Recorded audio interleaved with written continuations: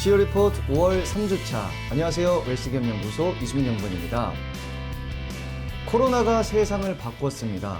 요즘은 좋은 인재를 채용을 하려면 재택근무와 원격근무와 같은 이런 조건들을 넣어주어야 하는데요.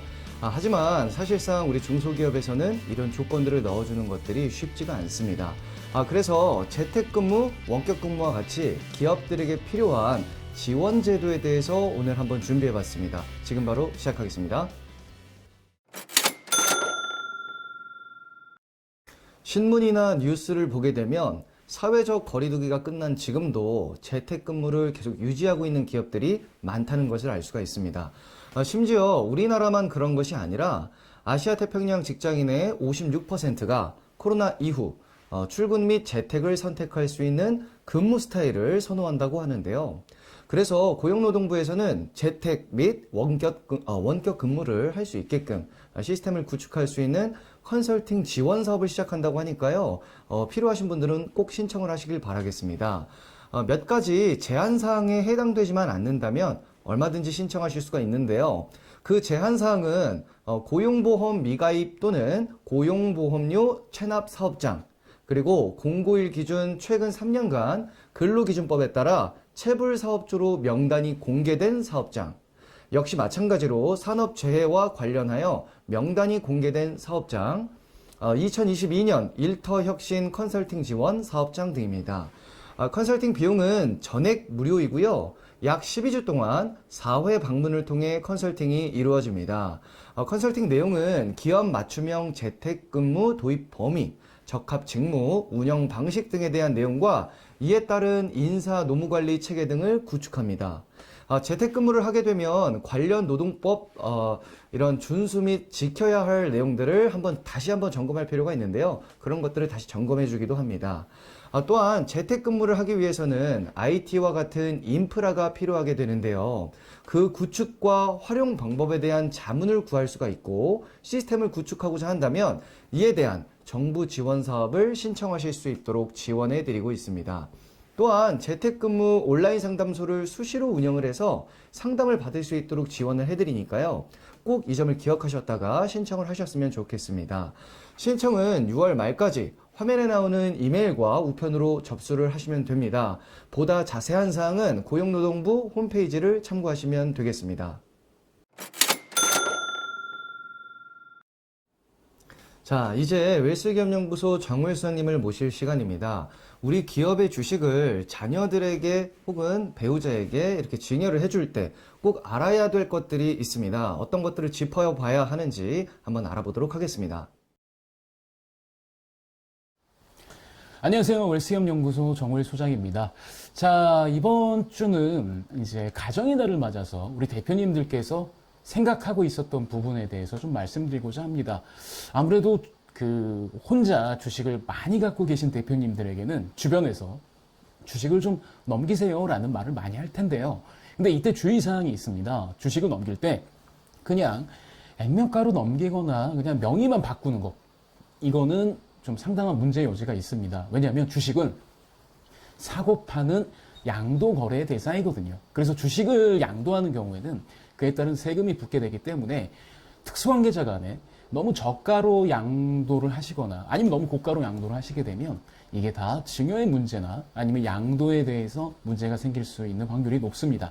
그래서 자녀나 특수관계자분들, 특히 배우자나 그런 분들에게 주식을 넘긴다고 하는 건 이제 증여를 한다는 뜻인데요. 이 증여를 하게 된다면 우리 비상장법인의 주식 가격은 솔직히 상장 주식처럼 거래가 되는 게 아니기 때문에 딱히 무슨 기준 가격이 없습니다. 그래서 세법에서는 이 상세 및 증여세법 시행령에 따라서 이 비상장법인의 주식 가격을 계산할 수 있는 방법을 적어놨는데요. 그 방법을 적용하게 되면 아무래도 대표님들께서 이럴 수 있습니다. 이거 너무 비싼데? 라고 생각할 수 있죠. 특히 부동산이 법인 명의로 되어 있고 그 부동산을 취득한 지 오래되었다고 한다면 아무래도 기업의 그 잉여금이 쌓이는 속도보다 자산 가치가 증가하는 속도가 대한민국은 훨씬 빠르다고 생각할 수 있는 지역에 있기 때문에 생각하시는 이상으로 주식 가격이 비쌀 수가 있습니다. 그렇다면 주식 가격이 왜 비쌀까를 한번 이제 곰곰이 체크를 해보셔야 되는데요. 그 중에 먼저 체크하셔야 될 게 우리 기업에 부실 자산이 있지 않은지에 대해서 한번 체크해 보실 필요가 있습니다. 그러니까 많은 대표님들이 뭐 이럴 수 있어요. 사업을 하다가 뭐 돈을 떼이거나 뭐 그런 경우가 있을 수 있습니다. 아니면 거래처가 부도가 나거나. 그럼 그때마다 거기에 맞춰서 대응을 하셔야 되거든요. 그러니까 대응이라고 하면 지금 내가 회수 불가능한 채권이 있는데 이거를 이제 우리 재무제표에서 없애버리거나 아니면 솔직히 그것 때문에 법인세도 냈고 부가세도 냈잖아요. 이걸 환급받거나 하는 행위들을 하셔야 되는데 솔직히 그거는 좀 약간이라고 하기엔 좀 너무 제가 과소하는 것 같고 어느 정도의 노력이 필요합니다. 그러다 보니까 세무대리인 입장에서도 그렇고 아니면 이제 우리 대표님 입장에서도 귀찮으니까 좀 넘어가자 라고 생각해서 그게 누적돼서 법인의 매출채권으로 잡혀 있을 수 있고요. 그 다음에 이제 혹시나 대표님들께서 가지급금이 좀 있는 대표님들은 아무래도 그 가지급금 같은 경우가 자산이기 때문에 그 회사에서는 그걸로 인해서 우리 기업 가치가 높아지는 걸 볼 수가 있습니다. 그렇게 되면 특히 매출채권이나 이런 가지급 같은 부실 자산 때문에 법인의 잉여금은 더 높아지게 되는 거고 법인의 잉여금이 더 많아지게 되면 당연히 법인의 순자산은 많아질 수밖에 없는 거고 그 다음에 대여금 같은 경우가 있다, 가지금 같은 경우가 있다면 거기에 대한 인정이자는 세무 처리를 해야 되거든요.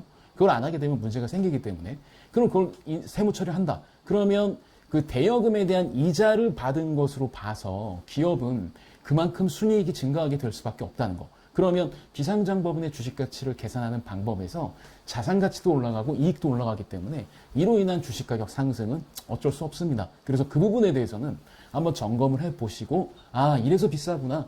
그럼 이거를 어느 시점까지는 정리를 해야 되겠구나. 이런 판단을 좀 하셔야 될 것 같고요. 그 다음에 이제 또 그 판단을 하셔야 돼요. 우리 기업이 이제 기업의 내실을 추구해야 되는지 아니면 계속 성장세를 유지해야 되는지 한번 생각을 해보셔야 됩니다.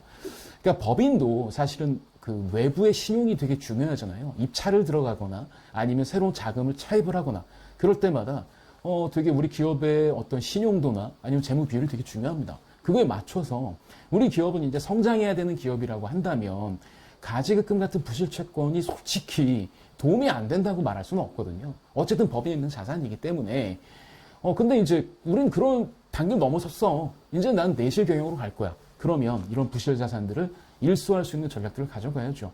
그리고 솔직히 닦아놓고 얘기해서 그거 너무 마음이 아파요. 저 상담할 때마다 그 법인의 잉여금은 한 2, 30억 되는데 가지급금도 한 2, 30억이야.